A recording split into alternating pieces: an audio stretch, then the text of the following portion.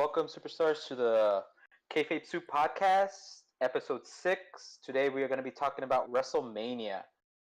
I am joined today by Argyle, Intern, and PBR. We maybe later get visited by Habes. Not 100% sure. Sounds like a ghost. We may get visited by Habes. Habes. We might get visited by Habes, yeah. The spirit of Habes. But yeah, let's start this podcast. All right, hold on. SouperStars, hold on, everyone. GRJ, what is okay? What does the G in your name stand for? Dude, I don't know. I just write GRJ. I completely forgot. I think it's Gran. Yeah. Yes. Are you sure it's not Greg for Greg Hamilton? Because I'm gonna need you to do that again, with conviction. We are, at least I am, the best in the world. I'm gonna need you to do that again. Go ahead. Run the intro. Go for it. Oh wait. No. Okay. So. Okay. You know what? That was beautiful. Nope. Let me make an example out of this.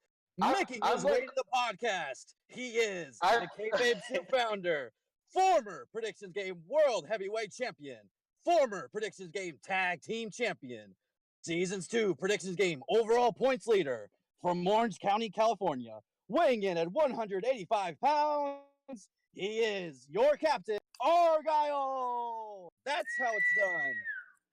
Dang. Just wait until he finds out that he's been muted. Nah, I'm joking. Okay. So where are we? WrestleMania. That was what, 7.5 hours of wrestling, I guess. I think it actually just ended about an hour ago. I would say don't remind me, but we're about to be reminded of all this. Pretty much. All right, so today we're going to be talking with the highs and the lows. Pretty much our personal opinions on what we're going to start off with. And we also with the highs or the lows. We have highs and lows, but we also have some superstar interaction too, right? We'll probably get to later, but we have that going on, right? Yeah, I've got that for the end of the show. I got that ready to go. Okay. So do we want to start with the highs or do we want to start with the lows? Let's start with the highs. They're more fun. Is it indicas or the sativas? Come on. Sorry. So we're gonna start with the highs. Are we in agreement with this? Yeah. Yes. I'm good with that. Yes. Okay. Let's do all it. right. So, personally, high moment, Kofi Kingston winning. I actually jumped up and cheered. Great moment. Love the match. It got great time. I think it was the second longest match of the card. Yes. Yeah, Kofi Kingston winning. I loved it. Like I said, I jumped up, I cheered, I clapped. I was super happy.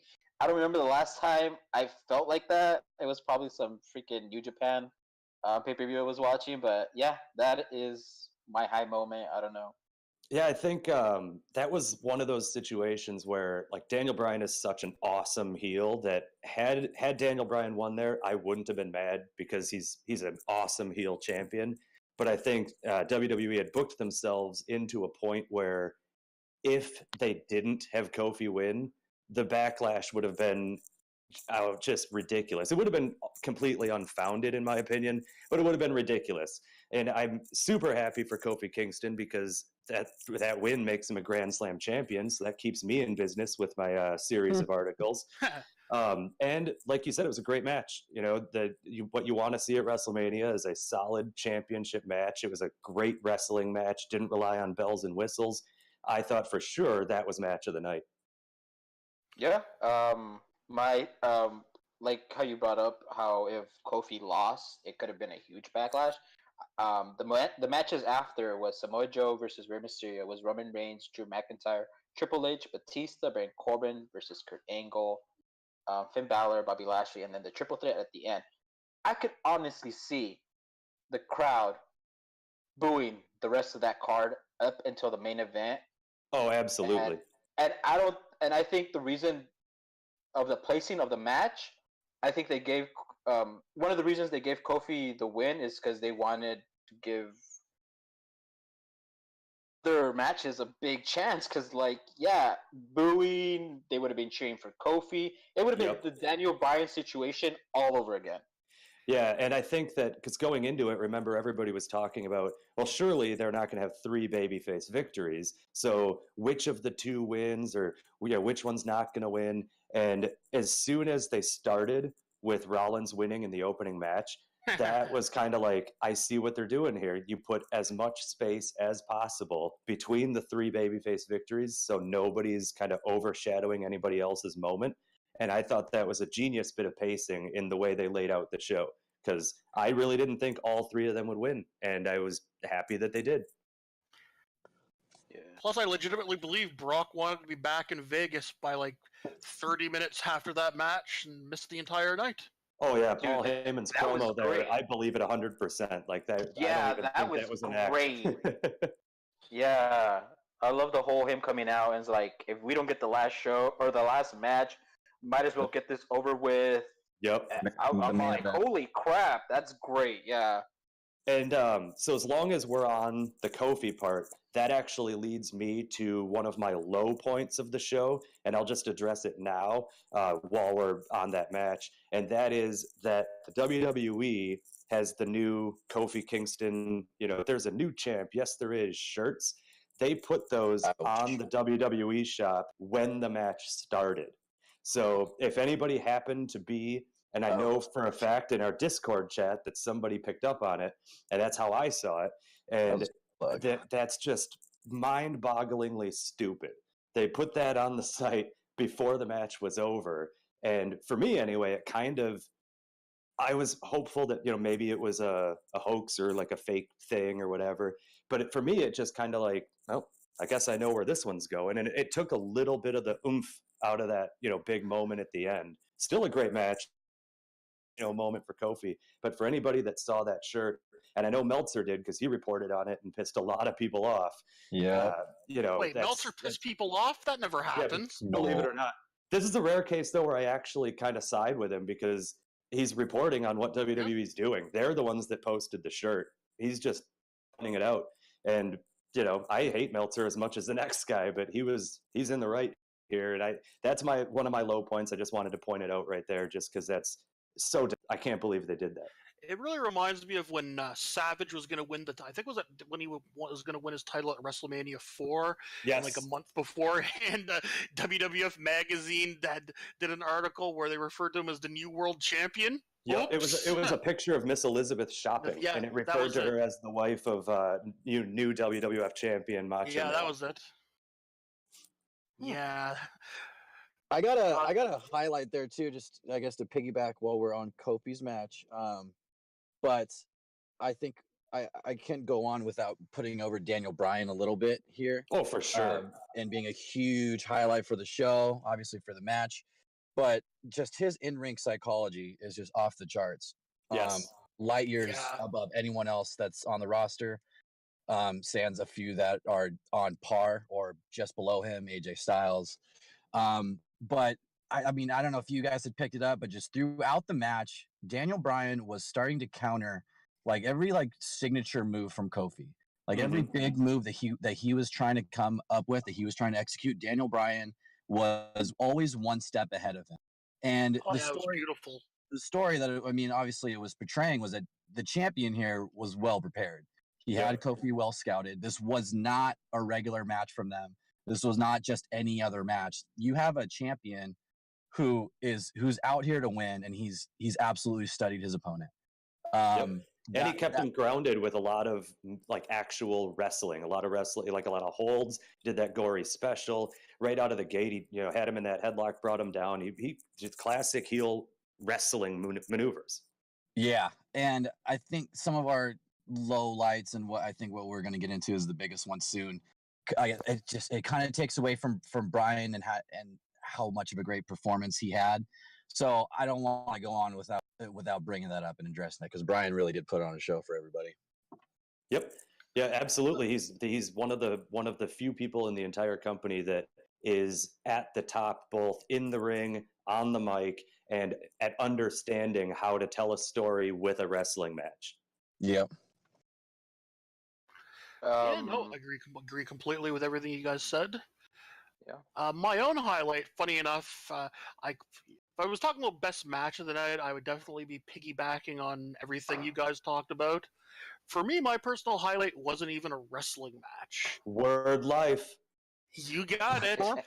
And it's really funny because if you think about, if you've ever heard me talk about WrestleMania 33, one of my biggest complaints about that was The Rock showing up, hitting all of his greatest hits on the mic, and then completely wrecking up and coming talent that's going to have to be there the next week.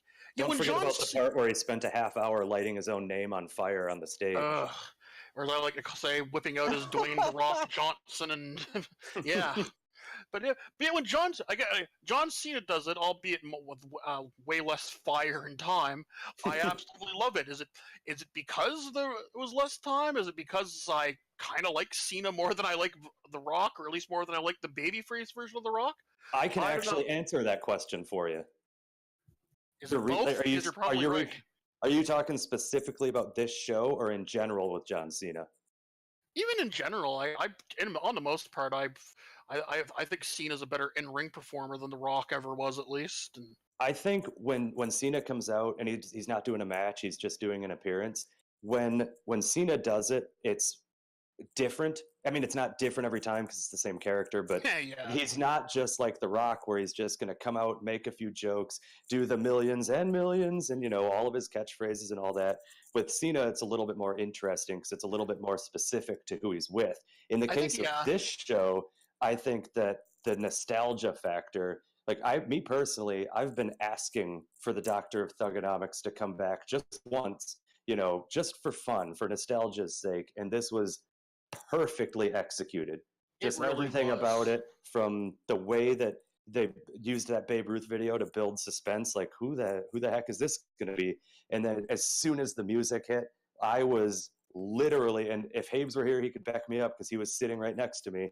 I was literally jumping up and down like a 6-year-old child. So I was doing the same. And the beautiful thing is it kind of plays off something that the WWE will never talk about. When when CM Punk had told Cena, "You're the New York Yankees of the WWE." Yeah, and here comes Cena just blinged out all Yankees for life. With Cena being from West Newbury, Massachusetts, how much do you think it hurt him to be wearing Yankees gear? Yeah, especially when he probably wanted to be dressed up like an American flag or something supporting the troops. Dressed up like the Statue of Liberty? Yeah, but I can see him watching NXT. Okay, I can't really see him ever watching NXT, but in theory, I can see him watching NXT on Friday, seeing Velveteen Dream, and just be like, "Damn it, he took my idea!" Yeah, no, that was definitely my personal highlight of the show as well, just in terms of a big moment. Not in terms of the best match or whatever, but just that moment of Cena. That was my. I haven't marked out like that at wrestling since the Seth Rollins cash in at WrestleMania 31. Pretty much, Sam. I got a question. So we know, there's a little reference to CM Punk here with calling him the New York Yankees of wrestling. Did anyone get the actual impression that it was actually CM Punk coming out? Because I know in the beginning we had the Babe Ruth calling the shot video package, which was against the Chicago Cubs, and they did mention Chicago Cubs in the beginning of that package. Did anyone get the hint that might have been Punk, or was that thought? To quote Philip Seymour Hoffman from The Big Lebowski, that had not occurred to us, dude. Honestly, I would expect to see a live appearance from Jim the Anvil Neidhart before I see another appearance from CM Punk. So, it didn't even cross my mind. Every time there's a CM Punk rumor, I always ignore it because that's just one where it's simply not going to happen. Yeah, I agree. I wasn't there thinking, oh man, this is Punk, but they did drop the Chicago Cubs. They dropped Chicago in the beginning, and then the package was kind of mysterious. It wasn't really telling anything. It was just like there's a big shot coming. Right. We knew something was coming up and just didn't know what it was going to be. or who it was going to be. Something big. You got to be ballsy to say that you're the Babe Ruth of something. Yeah, your logic isn't faulty there, but it hadn't occurred to me. Right. Honestly, the Babe Ruth thing really should have tipped us off that it was Cena. If anyone's the Babe Ruth of the WWE right now, it's definitely him. Yeah. I don't know. Wouldn't you use like, I want to see Kevin Owens with a Babe Ruth gimmick. Actually, that would be awesome. Embracing the gimmick, like I'm more talented than anybody here. I might be a little out of shape, but you know what? We're gonna make it work. Exactly. He's looking better though, honestly. He is. Oh, he's thinner. I dig his new tattoos too. That's pretty awesome looking. And he's still got it on the mic and in the ring. And of course, I don't know why we're talking about him because he wasn't at WrestleMania. Thanks, You're right. WWE. You're right, intern. You're right. We got to stay focused. No Undertaker talk. No Owens. No. I was talking about. Get to this. Just a side thing. I was talking about WrestleMania afterwards with a friend, and he was just telling me how disappointed he was and this and that, and just how bad he thought Mania was. And I was telling him, it wasn't that bad. I was giving some highlights of it. And he basically told me, he's like, all right, how much is Vince McMahon paying you to say all these things right now? I was like, well, I don't know what he's paying me, but it's more than Kevin Owens made tonight. I do know. Nice. I don't know. I didn't think Mania was that bad. Like, it obviously some points were kind of meh. The fact that it was the last, it's the biggest show of the year, but the fact that so many promotions have decided to throw on their shows at the same freaking weekend.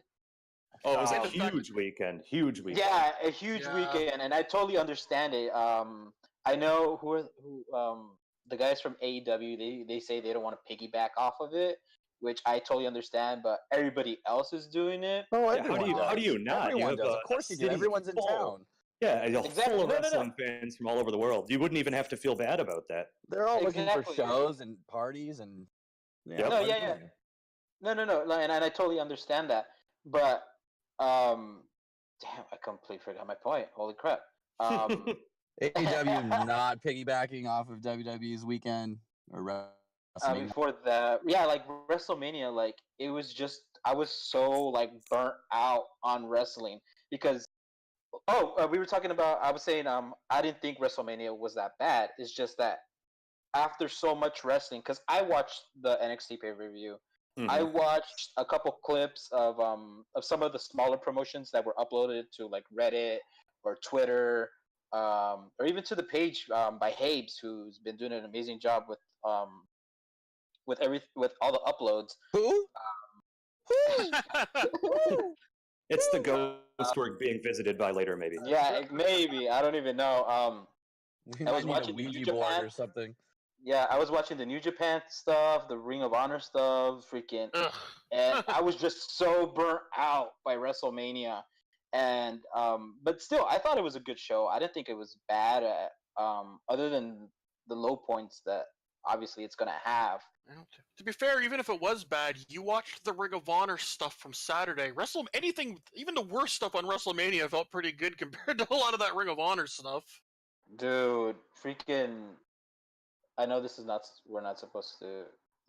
what we're supposed to be talking about. But yeah, the Ring of Honor. Like, just go and watch the post-match interview by the Guerrillas of Destiny, the God. Yeah. The way they responded is how the Ring of Honor parts came off. Other than that, that triple threat match for the ROH title. Yeah. I thought that was okay. But yeah, the rest of the Ring of Honor stuff, holy crap, was that bad? All right, driving this car back into the lane. Definitely the low part for WrestleMania was the event length, without a doubt. We're completely exhausted. And like you said, especially with all the other stuff going on the weekend. But I mean, even just WWE alone, if you just watch that, if you didn't watch anything else, that's freaking 7 hours. That's so I don't know. I think it should be about time for them to address that. They're seeing the crowds exhausted. They're exhausted at Raw. I mean, look at how little of a pop Becky got for winning compared to what you would expect based on the build to this match. And that should say a lot about how burnt out that crowd was by like hour 87 or whatever that was. It's to a point that they should be addressing it just for the quality of the show, but I think we all really know deep down inside that they're not, because WrestleMania is going to sell its tickets no matter what, and everyone's going to be there, and they're going to get theirs. They're going to make their money. Yep. So I don't. It's tough because we want them to address that. I think what it really comes down to is they need to stop with trying to get as many people on the card as possible. Like they always for years and years and years, it's been WrestleMania is the big stage. You got to work to get to the big stage, and that's still true. But you get to a point now where if you just ran down all 16 matches between the pre-show and the main show, you ran through them all, you could easily find 5 that either didn't need to happen at all or could have happened on maybe the Go Home Raw or the Raw after WrestleMania, which are both still big shows for like viewer wise. And you can easily trim it down to just have a handful of really important matches. It's still important to have, some cool downs in between. You can't just like, if TakeOver was 4 hours long, people would be burned out because they're screaming their lungs out at everything because it's so good. You need some stuff in between, like a silly Cena segment to, kind of bring everybody back down energy wise. But when you have a 5.5 hour show, not even counting the kickoff, but 5.5 hours, especially with a huge moment like Kofi right in the middle, everything after that, the crowd is just, they're burned out. They're tired. It's late. If they've been drinking, especially, they're just like, I'm ready to go to sleep. So when like intern said, you heard it when Becky won. It's like, yes, they were happy, but I think some of that applause is just like, oh, thank God we can leave now. Yeah, like halfway through it, like if I was drinking, I'm like, dude, I need another freaking 12-pack. This is nuts. That was me at WrestleMania 32. I didn't expect it to be 5 hours long because I think WrestleMania 32 was the first one that hit that 5 hour point. And I was just, I didn't pace myself. I had to rewatch the rest of the show over the course of the week because I was like, I don't even know what happened. I was tired. I fell asleep, 8 or 9 times. I'd kill a 12-pack in the pre-show. Yep. Well, to be fair, listening to some of that panel talk made me want to down a 2-4, but that's a whole other story. I will say this about this year's pre-show is, to their credit, the pre-show was actually pretty good in terms of like action. Normally you watch a pre-show, even the 1 hour pre-show, it's like one match, so it's a whole bunch of video packages, a whole lot of analysis that you can just ignore. But in this case, they actually had the 4 matches spaced out over 2 hours, and the pre-show wasn't brutal like it sometimes is. They did a really good job of cycling in and out talking heads as well, so you weren't just listening to the same people blather on and on like idiots. You got to hear other people blather on and on like idiots. Yeah, every time they came back to the desk, they'd have a different, 4th person, or they would throw to Charlie Caruso, God bless her, and Pat McAfee and his ridiculous shorts, and they would they'd be interviewing somebody different, each time. They kept changing it up with different people, different stuff, action, talking. There was enough of a mix. That's my point. So at least kudos to them on the quality of the kickoff show. Now, if only they had taken at least 4 or 5 of those matches and just threw everyone into either the armbar or the women's battle royal, and maybe close the length of that showdown quite a bit. Yeah, yep. I think the other reason the show gets so long is the entrances just take forever at this point. Like, I'm all for spectacle. WrestleManias are one time a year we get pyro, so like I'm fine with like the big grand entrances and everything. But if you think about it, the actual bell-to-bell match time really hasn't gotten, and I've got the data to back it up, hasn't gotten ridiculously long compared to, say, when they first started going to 3 hours and then to 4 hours. The actual match time hasn't changed that much. It's all of the stuff before the match with the longer entrances. Like, it's not just Undertaker anymore. Everybody takes forever to get to the ring. I gotta throw a flag on you on that one. And I mean, that could easily be solved by what you said originally, by what, what's an answer to the quality of the show, and that's just trimming down the show. And you can easily not have 2 of those matches that were on WrestleMania, and even one, and give everybody a couple more minutes or whatever, or a minute more in their entrance. Because honestly, and one of the highlights that I have is like Finn Balor's entrance. Well, yeah, no, I'm not saying the entrances are bad. I'm just saying they consistently get longer. I would take fewer matches and still have the long entrances. Yeah, you don't even have to give them fewer matches. You don't have to do that. Are special. They're a spectacle. And like I'll be honest, like entrances like Finn Balor's or Triple H's, Undertaker's, I have my phone down. Nothing is distracting me. I am dead set on the show and watching every single second, every little angle of what's going on here. And I'm with you there, especially WrestleMania, because we get pyro. I can't say the same about some matches that were on the card. And that stuff is not only stuff that us as fans are going to remember, and we do, but they're also stuff that can also hit the mainstream too. That could be on SportsCenter, that could trend on Twitter for cool things, and that's always good for the bit. So yeah, I mean, I the only flag I have to throw is I don't think that we should cut anybody's entrances. I think people should have more and more grand ones. Because I do think those are special. I'm not saying that would be my first step. Like I would prefer to just cut matches, because if you look at the matches that happened between Kofi and Becky, there were like 3 that were totally unnecessary. But I'm just saying that's all added to the length of the show. I would cut matches before I cut entrances, or maybe cut video packages, not the hype packages, but like the little in between where you just get like a recap of something from before, or a preview of what's coming up on Raw. Like we don't need, there are a lot of things you can cut before entrances. I would, if you're talking about like stuff, video packages that help set up a match. I would no, not those. Those I love. Okay. Those I love. Yeah, things like commercial for WrestleMania 36 coming with the Pirates of the Caribbean theme, because I guess Vince finally heard of that movie, and all those other little most importantly, who really remembers that, or that's important to, is the casual fan, or like anybody. If you have a WrestleMania party, it helps set up the background story for them if they haven't been watching a year's worth of Raw. Oh yeah, and the video packages are always done great. The pre-match they're usually better than the actual. Awesome.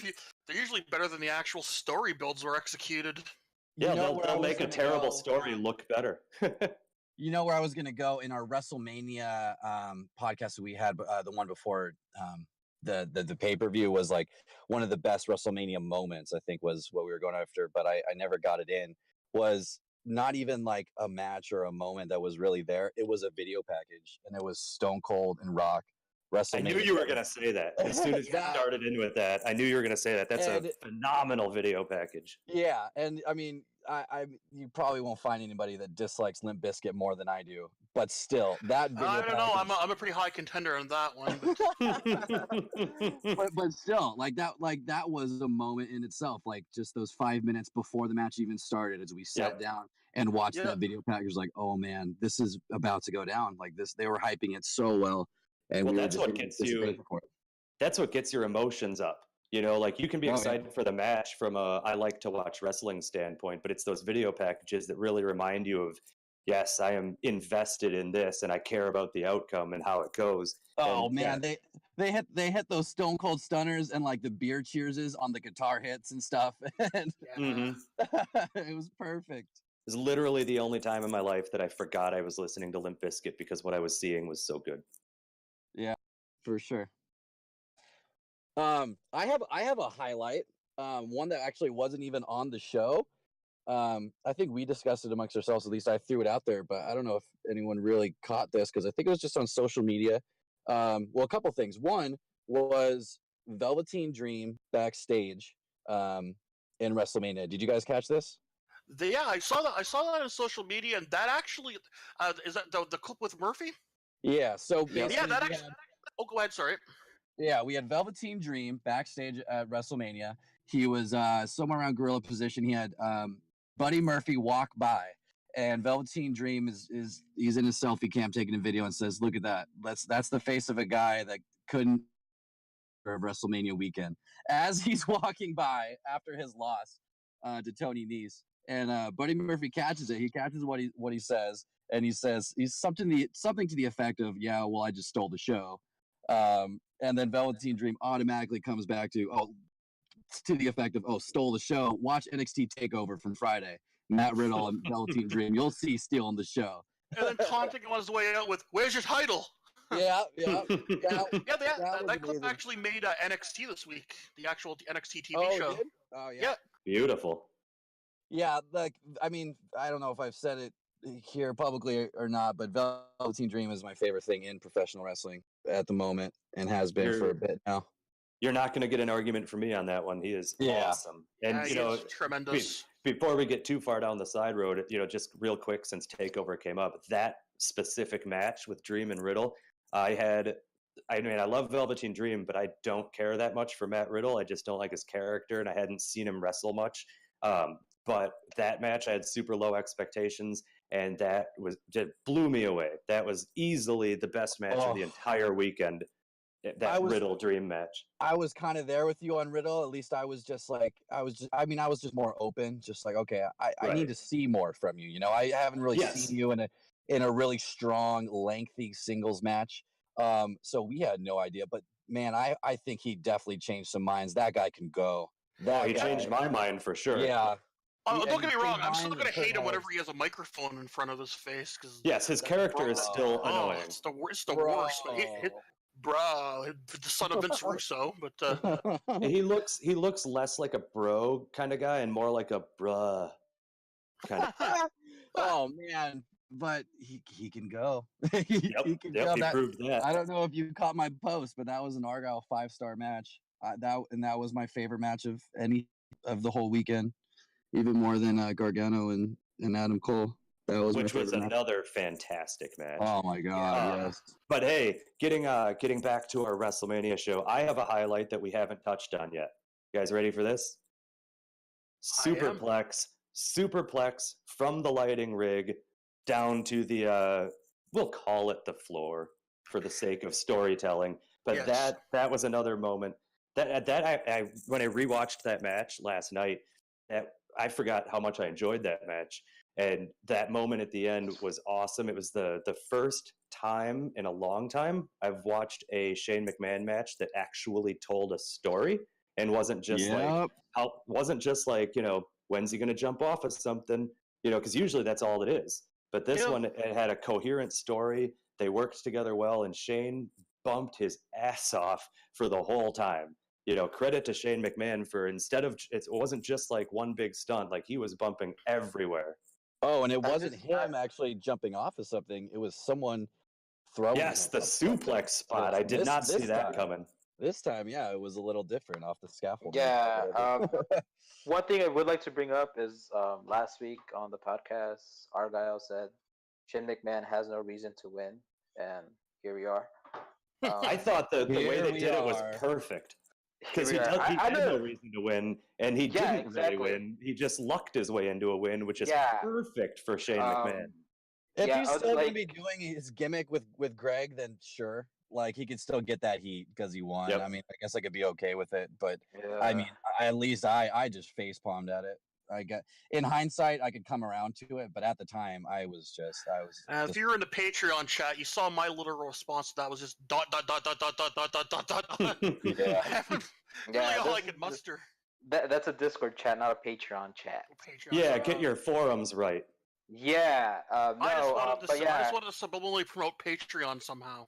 We'll get to that at the end.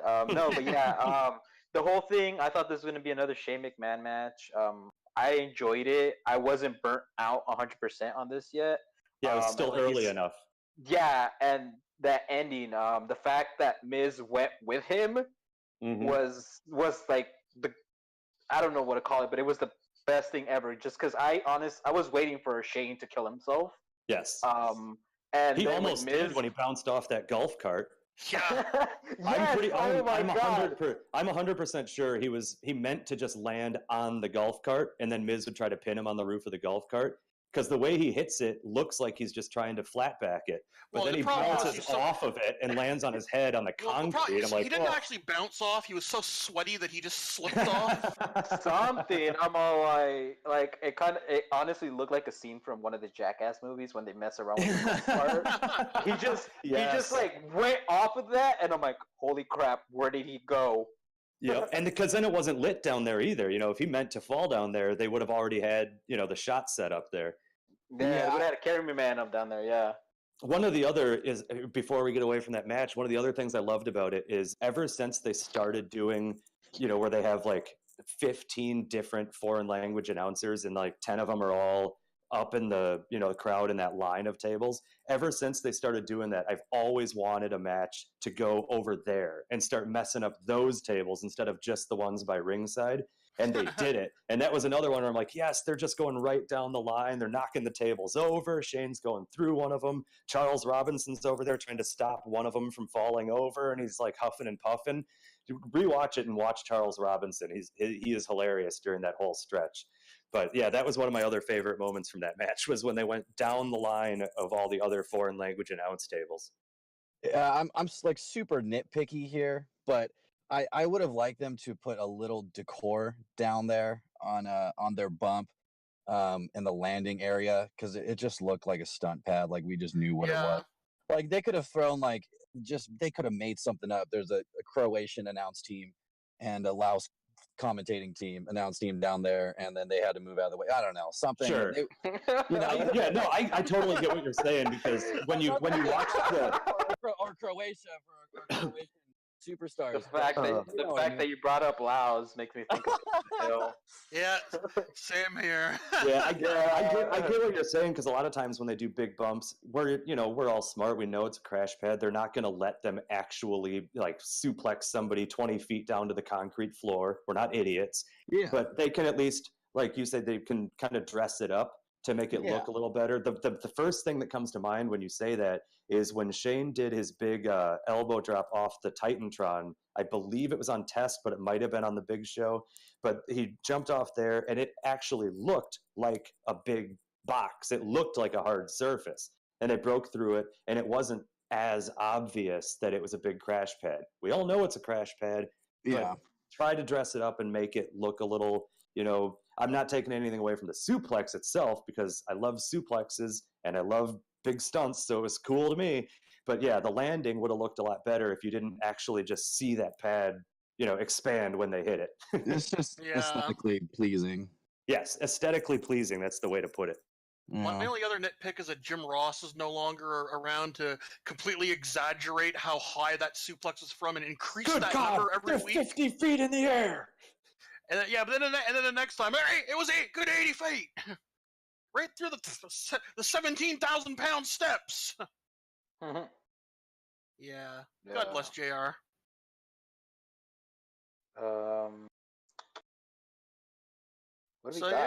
Anyone else got any lowlights? Are we still got any more highlights? Or are we getting into lowlights? I got a low light. I think we just started mixing everything in, and we're just talking. We're flowing naturally. We're having a conversation. I think I have a really good low light, and that is the Kurt Angle Baron Corbin, and not because of the whole like. I know it's kind of cool to hate on Baron Corbin. I actually like Baron Corbin as a wrestler. I think the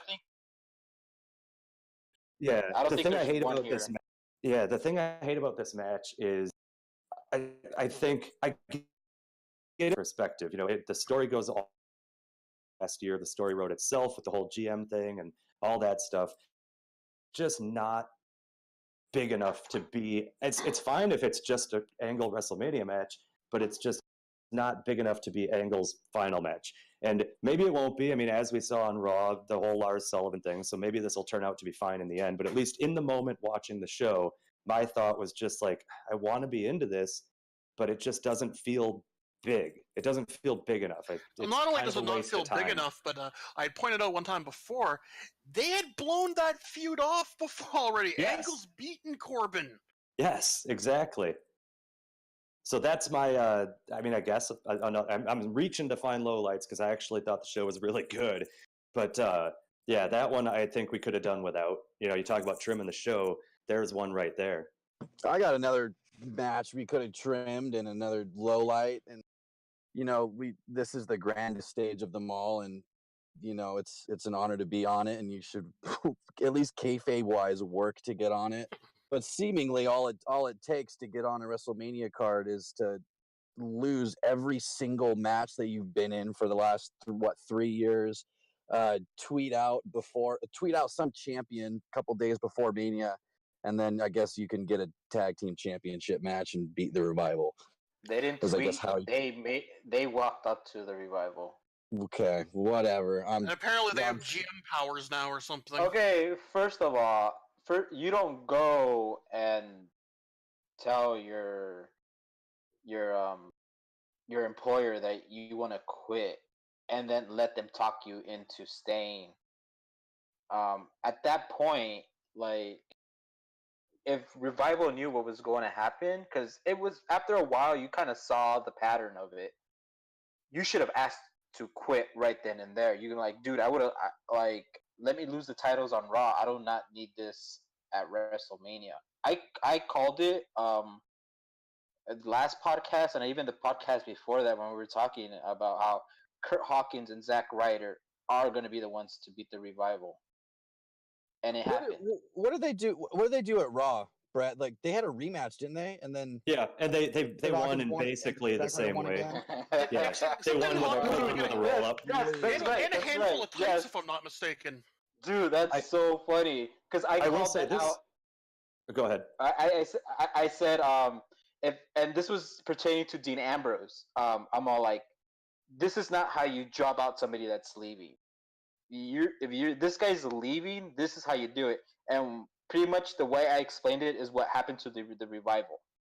I said, you lose them out, and then towards the end, once you're done with them, you freaking you finish it. You embarrass them one last time. Dean Ambrose, who is also leaving, I don't know. Is there an update on that? I haven't heard anything. The last thing I heard not is that I've heard. That what's his Seth Rollins gave him like emotional goodbye after Raw this past Monday. That's the last thing I heard on that. I haven't heard anything since Monday. Yeah, same. But I remember like saying that, like, this is how you drop somebody out, and that was pertaining to Dean Ambrose, and the Revival got their ticket. Well, here's a dumb question about that match. I have never even looked at it from that perspective. I looked at it from the idea of Ryder are both from New York. Hawkins had the long losing streak. I would have preferred like a bigger deal made of that, but whatever. But I looked at it more as, this is just, hey, we're giving them a hometown WrestleMania moment. They can win the titles, in New York, and then they'll probably drop it in a few weeks to somebody. I didn't even think of it in terms of like, oh, the Revival's leaving soon. No, so I don't know. I didn't see it that way. They're not even leaving, as far as I know.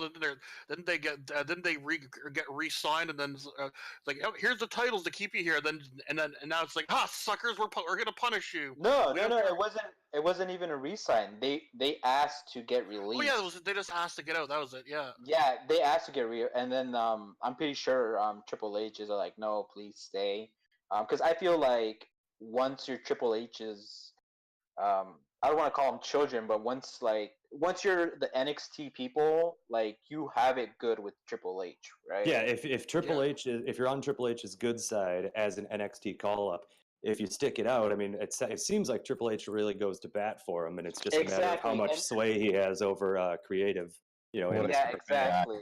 What a great guy. That's what I feel. When Papa H happens, I feel like you're in good terms, but I think with the Revival being upset and they're saying like, hey, we want to quit, we want to be done with this, like, it's like we're wasting our time. I feel at that point. I think you're getting worked. I don't know, dude. Maybe I am. I'm not 100% sure. I have a hot take I'd like to add, actually. I think this is just Vince McMahon punishing the Revival for what Dash Wilder did to that guy that attacked Brett, because we all know Vince McMahon hates the Hart family. Always has, always will. No. The revival. No. So Vince didn't screw the revival. The revival screwed the revival. Jeez. I thought they were actually going to get the win because of that. Like, Dude, me too. Yeah, I know, right? I'm like, dang, because I saw that. Good job, pal.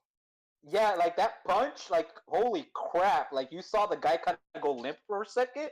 I'm like, oh dang! Like this, and I'm pretty sure like all of the peers there, all of the other wrestlers, like, hey, dude, good job, like, good job. Yeah, absolutely, I guarantee it. Yeah, honestly, I wonder what kind of, now that I'm thinking about it, I wonder if Dash could get into any kind of legal trouble because of that. Probably. No. Like one, he's not trained security. Yeah, the trained security was nowhere to be seen for like a full minute. Right. Well, like that, like I don't know, to do those kind of tactics and like restraints and stuff. Let me put it in perspective for you. This need a license for it. Here, let me put this in perspective for you. This wasn't even in this more modern litigious times. This is, I think, in the 70s. Ole Anderson actually got sued by a guy that stabbed him in the chest and nearly killed him with a knife. Yeah. Because the guy claimed that Ole pushed him down and attacked him. Yeah. Where was this? I mean, I'm just thinking. I wonder. I don't even remember that. This would have been probably in the Georgia territory, but that's a good story. I don't know. I think at that point, like, yeah, the guy could go after him, whatever. But at the same time, WWE is probably like, dude, you even try any of that, we're gonna come down. That's the thing, yeah. There's probably a ground for it, but there's, especially considering the circumstances of what he did and what was going on in the chaos, and then the strength of the legal department he would be going against. Exactly, and it won't just be against him, because he attacked, or he went after Brett. Natty went down as well. Mm-hmm. Yeah, you know, like there's a group of people that are gonna that could actually go against this guy. And would it be fair to say that every single one of those people that hit the ring all got nice bonuses from Vince? I would love to hear that. Yeah. My favorite part was Davey Boy Jr. flying in out of nowhere in those yellow pants and just going nuts on the guy after Travis Brown had already laid waste to him. Bonus. How about some insurance first? My favorite part was Shane McMahon hitting the ring, thinking that his baby brother punches were going to do anything. Yeah. Hell, what do we got? Any more highlights, lowlights? Anything we're missing here? I've got a low light that I almost feel bad saying, because it wasn't even like this was anywhere near the worst match, but believe it or not, Roman Reigns versus Drew McIntyre was just what Scott Keith would call perfectly acceptable wrestling. It was just the kind of it was there, it was a thing, but when you look at the build to this match, just the sheer brutality of Drew Mac just stomping the living crap out of Roman every chance he got, I expected something a lot more physical, a lot more violent, a lot more brutal, but no, we just got a very standard going through the motions wrestling match that was so mailed in. I thought it was a Randy Orton match. I'm with you on that. I think that it's kind of a victim of the timing. Like, I think with Roman coming back just like a month ago, they want to do this Roman Drew thing. But I think this is going to be a long-term feud, because obviously they're both going to be in the Universal title picture, for the foreseeable future, unless one of them ends up on SmackDown. But that's a whole different ball of wax to unravel for next week. Well, hey, we could have seen a preview of that last night. Oh, that's true. That's true. Said like 5 million times. I think that they're going to have several pay-per-view matches with escalating stakes, and it'll build to that. And I think in a perfect world, it would have culminated at WrestleMania, and you get the big, brutal, violent thing that both those guys are capable of and both those guys excel at. And I think we will get there. But yeah, I agree with you where the specific match on Sunday was, bad match. It was a match that happened. It wasn't a good match. It wasn't a bad match. It was a match that would have been better if it had happened earlier in the night. Because that was during that stretch of Dead Zone where we're all burned out on the excitement of Kofi, but we're looking at the list of remaining matches. Like, God, damn, there's still like 4 matches before we get to the main event. One of them was a Triple H match. That's going to take at least 4 hours. Exactly. So that was kind of in that dead zone where it's like, I'm trying to get invested in this, and I can't. Nothing wrong with what either of the two guys were doing. I just, I need a couple minutes. Yeah, like I said, perfectly acceptable wrestling. Right. Yeah. Why don't, I don't know about you guys. Why don't we get to that SouperStars Q&A? That's not a bad idea. Hold on, we still got a couple more minutes before we get to that. We haven't touched on the main event yet. We should get to the women's triple threat. Dude, honestly, we could get to it, yeah, but what was it? Becky beat Rousey and Flair, right? Correct. That is correct. I was like laying down on my couch. Has that down in his notes. Ladies and gentlemen, Kayfabe. Yeah. So I was like laying down on my couch and watching the match. I was so burnt out by this. Yeah, they got the main event, but I don't know how many other people were actually like, hey, let's get this over with. Like, I'm done. I think regarding the match, it was a good, hard-hitting match. I mean, I think Charlotte was like bleeding from the elbow, and like Ronda was, bruised and cut up, and they were going to town on each other. But I think the downside is the goofy ending, which I don't know if I like or not at this point. I got to see where it leads, because you look at like when Roman and Lesnar had that cage match, and Roman technically hit the ground first, so they had to kind of turn it. The Vince Russo world title finish. Yeah, they had to turn it into a storyline because everybody was like, "Oh, hey, he hit the ground first," and blah blah blah. I feel like that's what this is going to be, because I couldn't tell watching it live. I don't know if her shoulders were supposed to come up just to make it kind of like this could continue. She's got grounds to argue.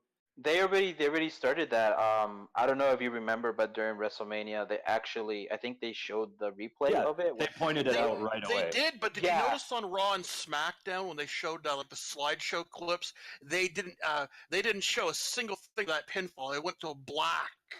That's why I think it was no. That's why I think it wasn't supposed to happen. And I know at the same time, report. Yeah, Meltzer was saying that it did. So therefore, it's not supposed to happen, because when's Meltzer ever right? See, there's so many things swirling around it, because there's the story about Rousey's hand. I guess she maybe broke her hand. There's the story about like maybe that wasn't supposed to be the finish. Like maybe the ref screwed up, maybe they screwed up. In my personal opinion, I think that was maybe not the originally scheduled finish, but maybe because of the hand, or maybe because of time, or for whatever reason, in the ref's earpiece, and they messed it up with her shoulders coming up.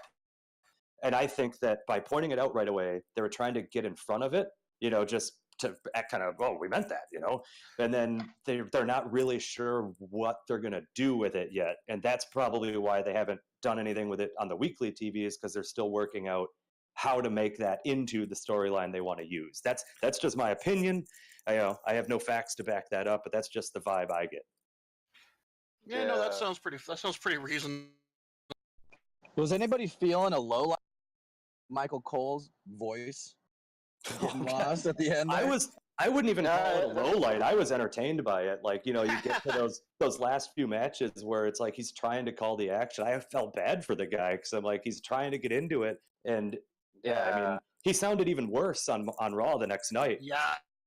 I felt like that was Corey Graves' spot. Like, yes, to just jump in. God just like put him in the batter's box up there. He just designated hit, and he's like, you know what, this is it. Go out there and finish this out. This one. What I wonder about is how Corey Graves doesn't lose his voice, because Corey Graves is out there for every match.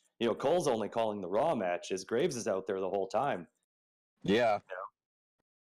Maybe it's an age thing. I don't know. I guess now we know why Morrow's never going to call the WrestleMania. Can you imagine how badly his voice would go after 7 hours of screaming at his volumes? Yep. Yeah. Mamma mia! Well, what's a Wrestle Kingdom event? It's pretty lengthy too.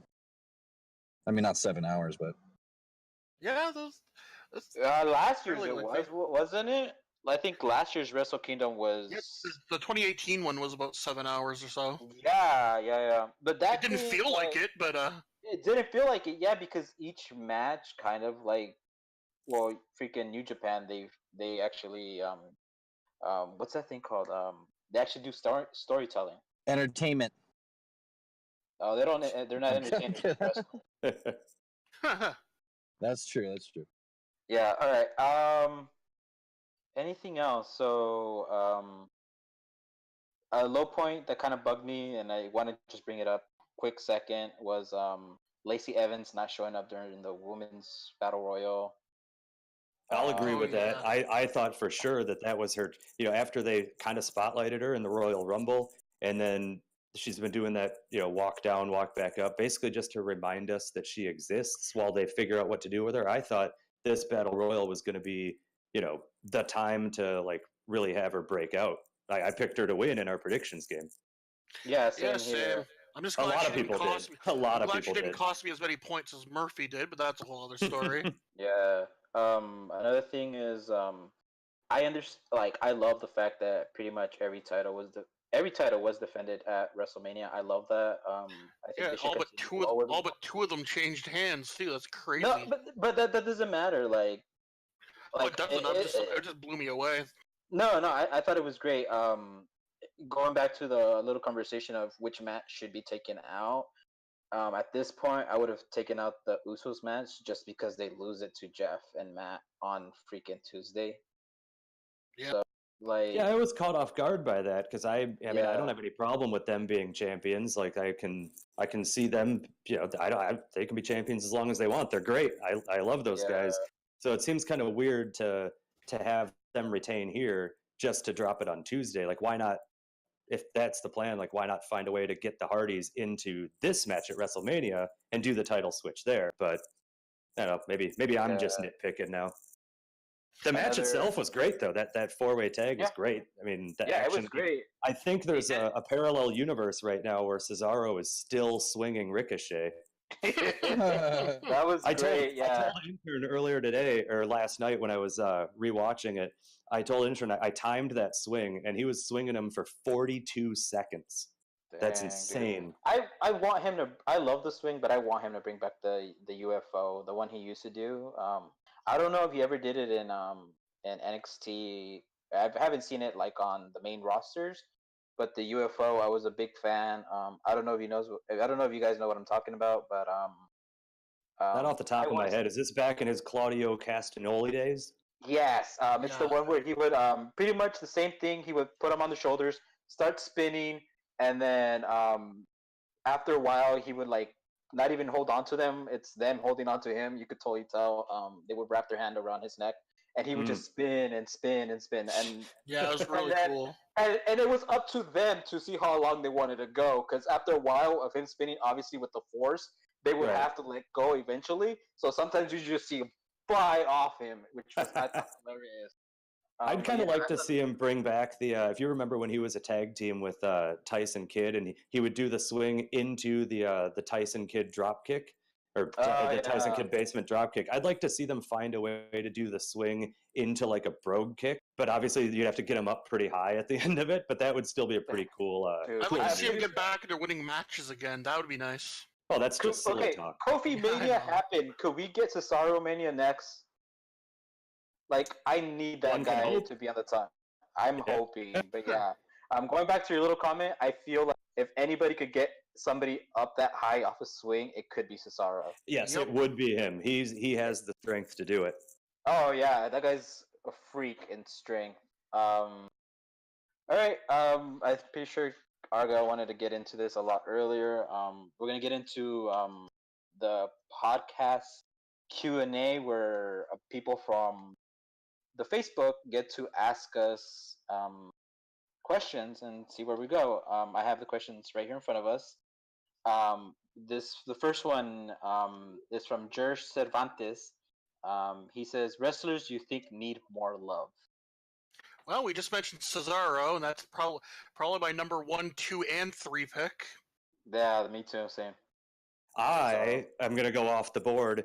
I would really, really, really love to see Tyler Breeze get some for the work he's been doing. Like for NXT, he was there for so many years. He was on so many takeovers, always doing the work. And his character was over. He was super popular. And then as soon as he hit the main roster, the casual fans didn't know what. They just didn't push him, and he's been one of my favorites for years, and it frustrates me to no end that he's basically invisible without Fandango. I mean, he should be healthy now, but he's not here. That's my choice. That's a good one. That's a good one. Yeah. I've got a couple actually. One being somebody that wasn't on the WrestleMania card, Kevin Owens. Yep. Kevin Owens. His time is coming, I'm pretty sure. Yeah. No, I think the only reason he wasn't on WrestleMania is just because they didn't have anything to do with him. Like, it would have been kind of here's a match, but they didn't have room for, here's a match. It's like, wait till after WrestleMania, we'll get your storyline going. Yeah. Right.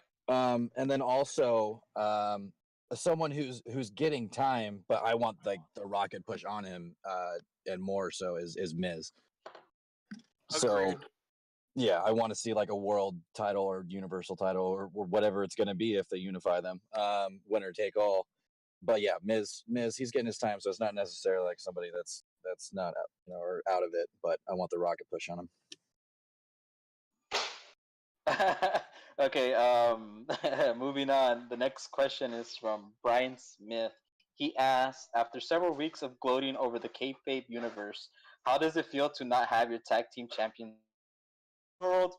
All right, who's this? Brian Smith? Hold on, it's not over.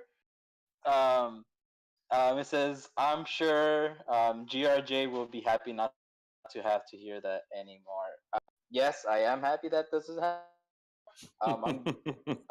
But I think starting now, we don't have tag champs anymore, right? Correct. Now, if we get enough people on Patreon for the next season, if we have enough people, then by all means we'll have tag team titles. But as of right now, there's just not a need for them. Same with the women's title. If we can rack up a ton of women in there, then great, have a women's title. But until we have a big enough pool of people, there's just not really a reason for either of those two titles. Or we give it to Abe. And the myth, you better watch your mouth out here, Myth, or you're gonna get these hands in season 4 over on Patreon. Oh, he's gonna get these hands either way. Mm-hmm. All right, so Brian Smith getting the hands. No, here we go. Another one. Not only the hands, but I'm a Triple H guy. He's getting the shovel. He's getting buried. All right, so here's another one from Brian Smith. He's putting in overtime.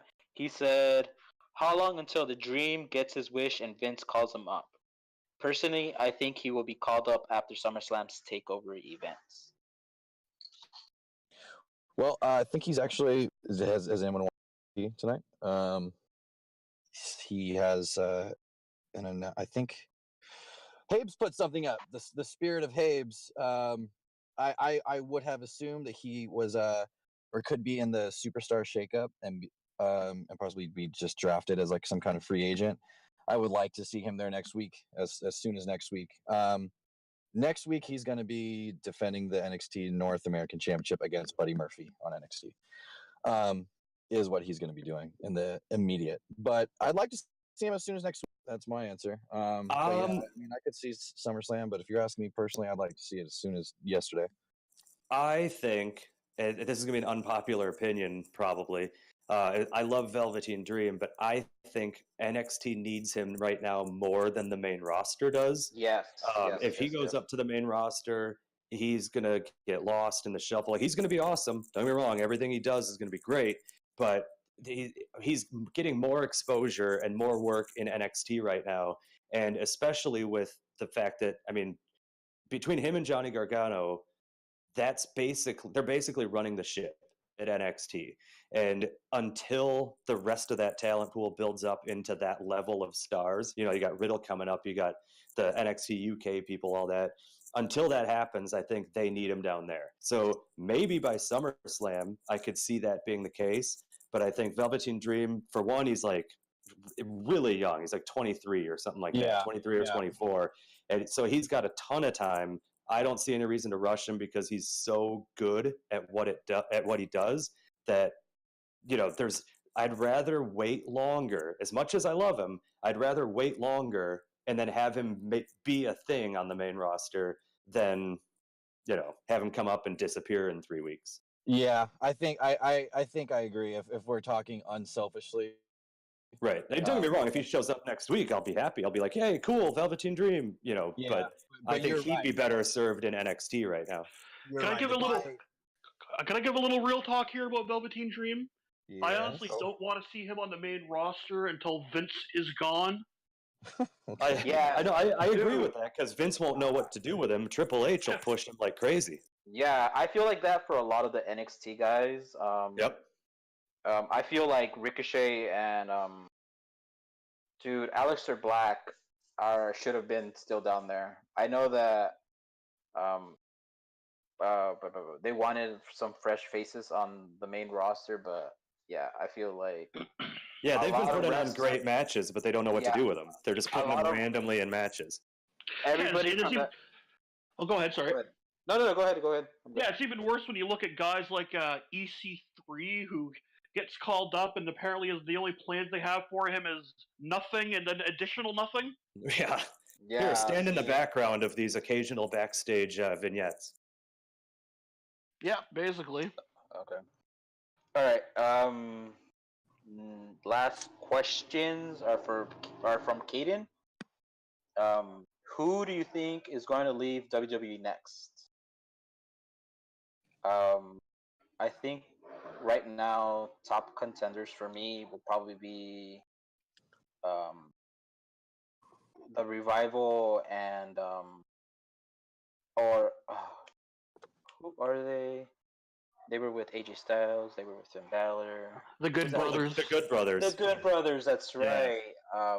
I think That's a good answer. That's a real good answer. I think they announced that they're not re-signing yet. Yeah, but I think they're on their way out. I think they're on their way. If I'm not mistaken, they were pulled off the house show loops after that announcement that they weren't re-signing came out. Yeah. I think they're on their way to either AEW or back to New Japan. Yeah, they would be better off in either one of those, just based on they'd get more exposure, more TV time, more. I mean, assuming AEW has TV, but NJPW does. So, yeah. Yeah, pretty much. I actually don't have a good answer for that because I think we're coming up on, after we get the Superstar shakeup out of the way, I think we're coming up on that part where WWE just cleans house, and then you just see like a series of releases over the course of a few days. And so I think it's less, exactly. It's less about who's going to quit next and maybe who's just going to be let go next. Yeah, they reportedly already released Dasha Fuentes from her backstage role. I didn't even catch that. Yeah, I saw that today. I don't know which website it was, but apparently they've already started the bringing down the axe. That's fine. If you ask me, Charlie Caruso should do every backstage interview. Oh, I'm just sad that Charlie didn't go up to Dash and ask a really insulting, aggressively angry question like she does to everyone on Raw. Dash, you just lost the titles. How does it feel to be a failure? Dasha, you just got released from your job. How does it feel to be homeless and unable to feed your family now? GRJ, do we have any other questions? I would like to know first if Argo has an answer. No. Let's move on to the next question. There's really nothing else. There's another one. Someone's got a question about All Elite Wrestling, don't they? Yeah, that's what I was gonna say. Who's going to be the next big name signed to AEW? That goes back to my previous answer of the Good Brothers. There's a possibility of that. I don't see Dean Ambrose, if he does leave, going to AEW. I've got some guys that aren't on the WWE roster that could be signed. A couple or a few of these guys, I don't know exactly what their contractual arrangements are with their promotions they're in already, whether it's Impact or PWG or whatever. But I don't think that they have them signed yet. But a huge free agent, in my opinion, is Brian Cage. I have wanted Brian Cage in NXT for the longest time.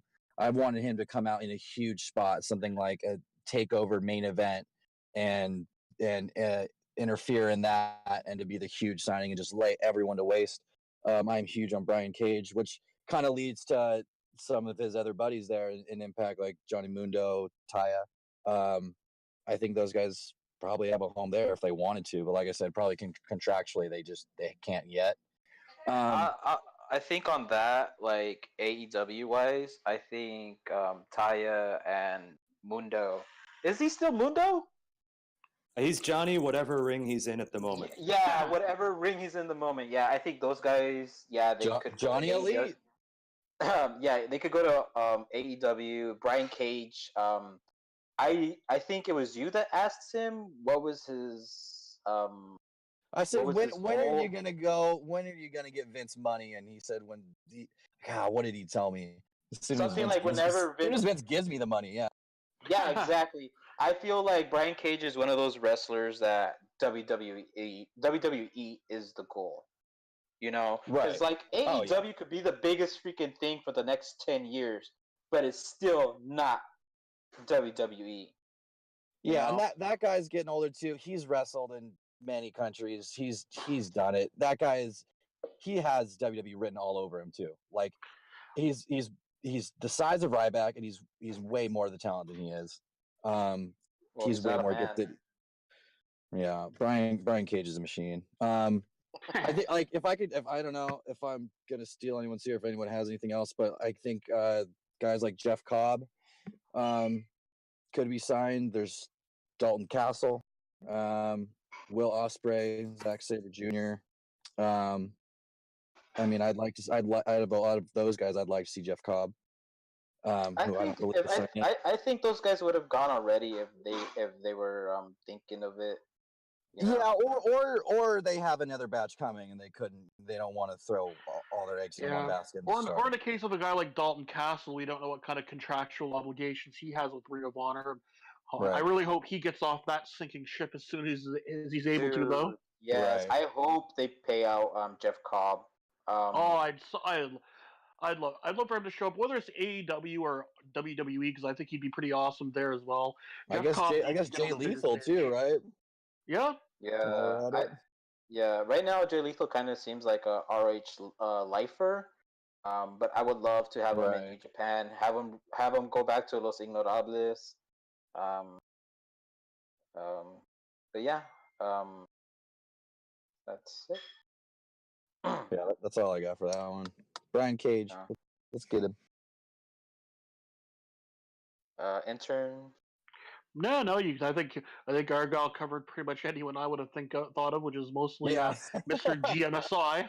I think I pretty much just said like the PWG roster. It's like yeah, and I think I forgot where I read it, but like I feel like if you're gonna end up in WWE, it's like people call ROH Ring of Honor a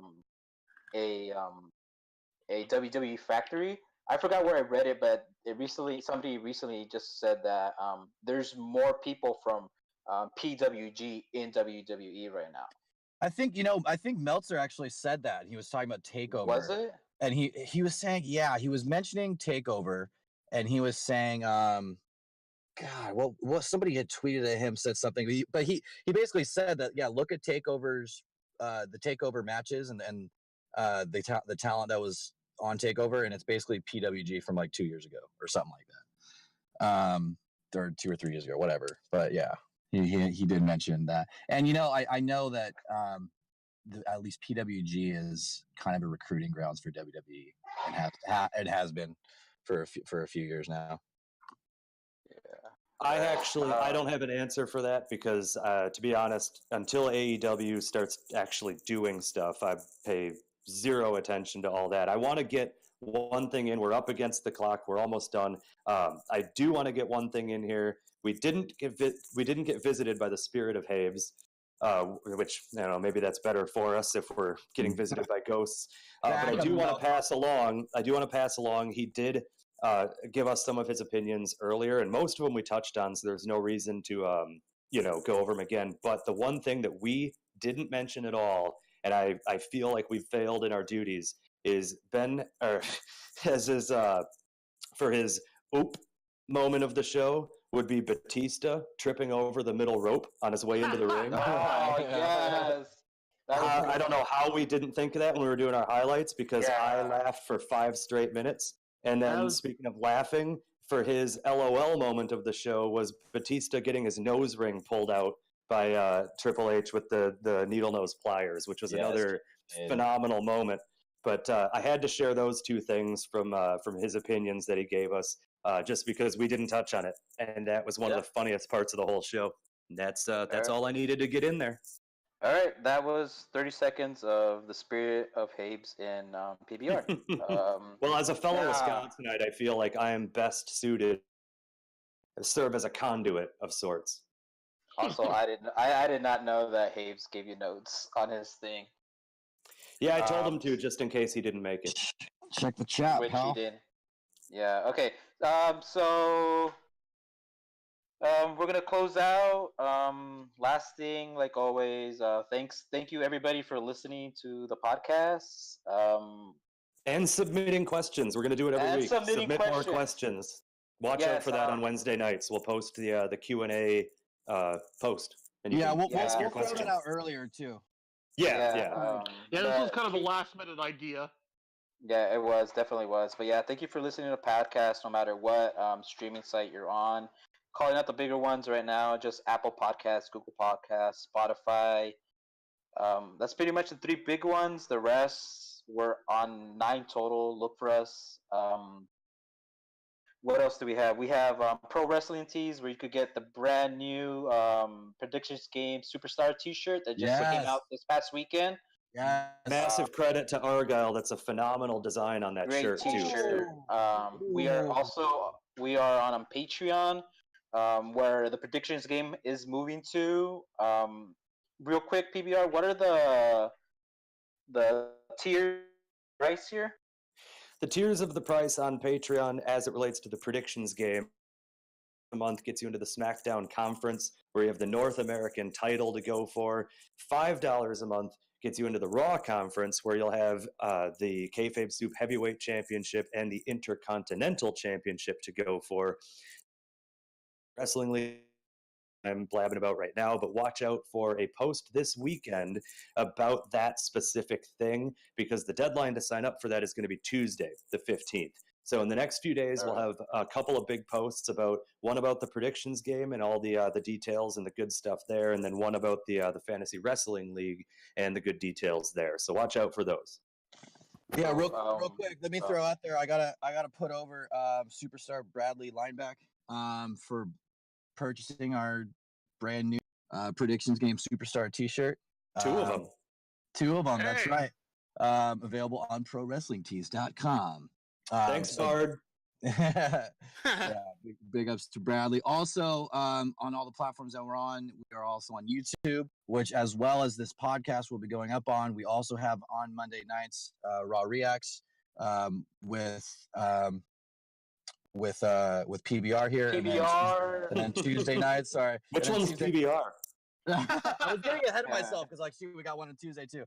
And then Tuesday nights, brand new episode. The intern put out on Tuesday.